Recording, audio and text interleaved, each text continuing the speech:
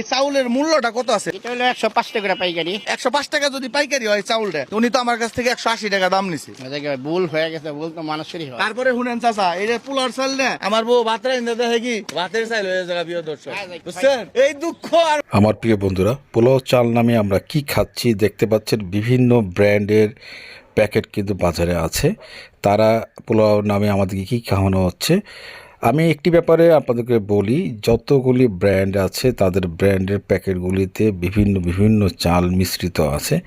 এই ভাইটি দেখেছেন আপনি যে তার চাল যেটি কিনেছে পোলাও সেটা ভাত হয়ে গেছে। সেটা মানে ভাত হওয়ার কারণ হচ্ছে সেটা ওই রাস্তায় ভ্যান গাড়িতে বিক্রি করা হয় চাল 100 টাকা কেজি। যেই চালটির নাম হচ্ছে 90 জিরা। 90 জিরা চালের দাম হচ্ছে 45 টাকা থেকে 60 টাকা কেজি। সেই চাল সেটি কিন্তু 100 টাকায় বিক্রি করে বেড়াচ্ছে। আমাদের বাসা বাড়ির আশপাশে দেখা যাচ্ছে তারা নিয়ে করছে, সেটি নিয়ে প্যাকেট করে এভাবে বিক্রি করছে। সঠিক মানের চিনি গুঁড়া চাল না পাওয়ার কারণে এই ধরনের ব্র্যান্ড কোম্পানিগুলিকে আমরা বয়কট করব। কমেন্টস করে জানাবেন কারা